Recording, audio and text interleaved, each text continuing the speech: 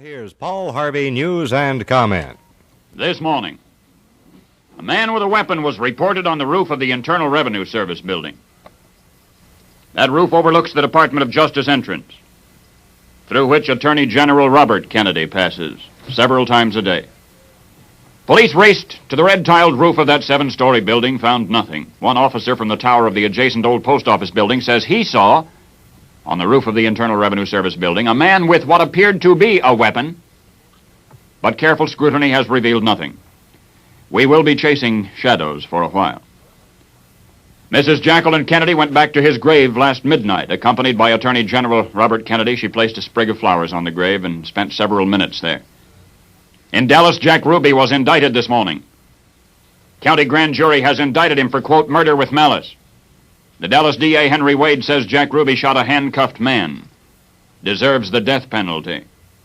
But San Francisco's criminal lawyer, Jack Ehrlich, the real-life Sam Benedict, says he may defend Jack Ruby, pleading temporary insanity. Texas Governor Connolly is recovering at Parkland Hospital, as doctors had hoped he would. And in Havana, Cuba's foreign ministry says it is true.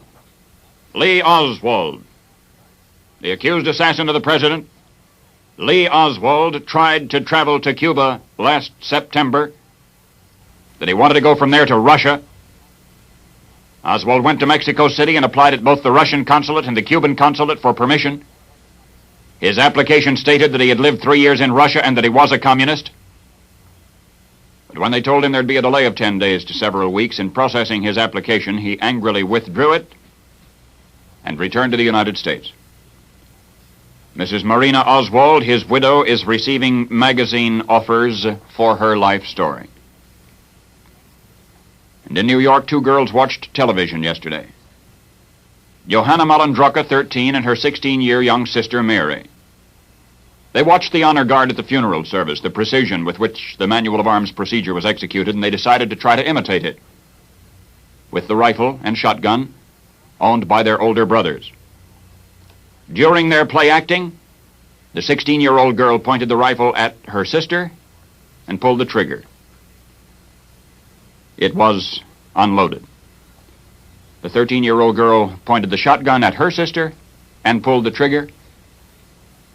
It was loaded. Time out in politicking. Republicans have agreed to a 30-day moratorium on partisan political activity to give the new president unanimous support. On Wall Street, the stock market opened higher this morning. Buy orders outnumbering sell orders 25-1. President Johnson, promised last night that he would seek congressional passage for that biggest tax cut in history. It is stalled in committee almost certainly until next year, but President Johnson means to see it through sooner or later. The president moved his office to the White House today, meeting with foreign leaders now, foreign leaders who are in this country. Tomorrow he's going to address a joint session of the Congress. One of today's meetings, Soviet Deputy Premier Mikoyan, and I understand Mikoyan brought with him a personal message from Khrushchev for the new president, possibly seeking a summit meeting. During yesterday's Washington reception for foreign dignitaries, de Gaulle was overheard to say to Mikoyan, "You've got to understand that what is good for France is not necessarily bad for Russia." End quote. President de Gaulle is going home now, but he'll return to the United States next year to try to bridge the differences which recently have divided us. Fighting has erupted in central Venezuela today. Up to now, red rioting in that South American country has been limited mostly to Caracas near the coast.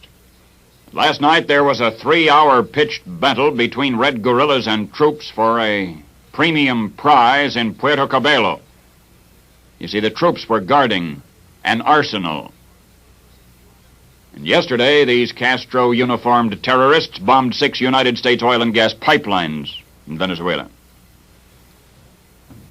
Well, here we go again. Marquette University students say they're going to dribble a basketball around Lake Michigan. From Kalamazoo, Michigan to Milwaukee, Wisconsin. They'll keep the ball bouncing until the Western Michigan-Marquette game December 7. In the spotlight, Chicago's Blackhawks are becoming the New York Yankees of ice hockey, developing individual excellence. Of all the leading scorers in the league, The Hawks now have 3 of the top 4 and 6 of the top 10. Golf pro George Bolista is dead. Member of a prominent golfing family in Tampa, Florida, himself a pro in Danville, Illinois, 45.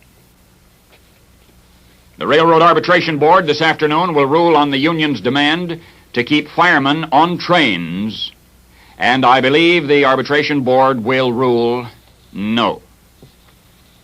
South Korea goes to the polls today. After 2 years of military rule, South Korea is electing a National Assembly today. Page 2. Today's Wall Street Journal comments editorially that many Americans have yielded to the hysteria they charge to others. That many Americans have yielded to the hysteria they charge to others. Many Americans, including commentators and congressmen and churchmen. A senator who sought to indict, quote, the people of Dallas. A Supreme Court judge who prematurely and erroneously blamed rightists for the president's killing. A newspaper of renown which blamed everybody. And the Journal goes on today to say that a dictator must move everywhere, secretly, and under heavy guard. But an American president is dead because he was so generally beloved and so universally respected by loyal Americans that he moved freely among the people. That the police did not check every window only because for so many years our presidents have moved freely among our people. There have ever been madmen in the world, but that does not discredit a city or a system. It is more than nonsense to say that the good people of Dallas, crowding the streets to honor a president, share a Marxist murderer's guilt. That's the essence of today's Wall Street Journal editorial. May an analyst analyzing the analyst said, just this word of my own, I've always known that we have a big league team of newsmen in Dallas generally, and at WFAA particularly. I trust everybody knows it now. Here is a potpourri of the day's news from page 3. Lawrence Welk, recuperating from abdominal surgery in Santa Monica, is doing fine. Oh, Brendan Behan, the bibulous Irish playwright, has a father, 6-pound daughter. His wife Beatrice made the announcement. She said Brendan was somewhere celebrating. On the medical front, the government of Canada is launching a nationwide campaign to discourage cigarette smoking. The federal government of Canada decrees that the case against the cigarette has been proved. Incidentally, college newspapers have been thrown for a financial loss by the fact that cigarette advertising has been eliminated. Some have had to cut down the number of pages, but all have survived. I'm talking now about college newspapers in our own country. But you want to walk safe.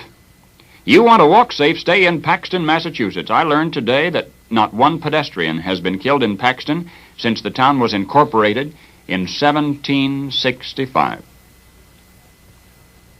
Miami known sex offenders are being rounded up. More than 100 known sex offenders are at large around Miami, and today they're being rounded up for questioning while homicide tries to find the killer of a 10-year-old Lorraine Thornbond. There's a classified ad in today's London Times, says, quote, Christine Darling, sorry to miss our wedding date. Busy seeking change of advertising agency, wed you later. Signed copywriter.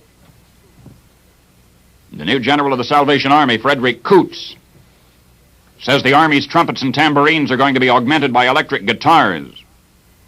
General Coots says, quote, the Army is going to get with it. End quote. Bloomington, Illinois Pantagraph was first, I think, to urge that Mrs. Jacqueline Kennedy be made a sort of secretary for culture in the Johnson administration. There has so far been no official indication that she will be.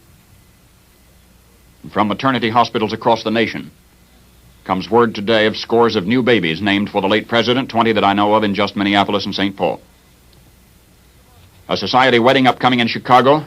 Mrs. Chesser Campbell, the widow of the former publisher of the Tribune, and Arthur Schlamann of Ontario Paper. A merger is upcoming between Jewel Tea and Star Market, and a new type dollar bill is today in circulation.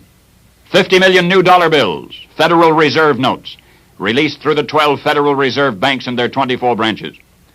They'll get to you through regular commercial banking channels. The notes are very similar to the present dollar-silver certificates, but those are going to be withdrawn from circulation. The new bill will not contain any reference to silver. Oh, FYI, the FBI is reported positive that Lee Oswald killed the president. But the FBI, to intercept any possible doubt which might becloud history, is building all available evidence into an irrefutable case. And President Johnson has promised that all of the facts which the FBI is presently uncovering and putting together will be made public. Paul Harvey. Good day.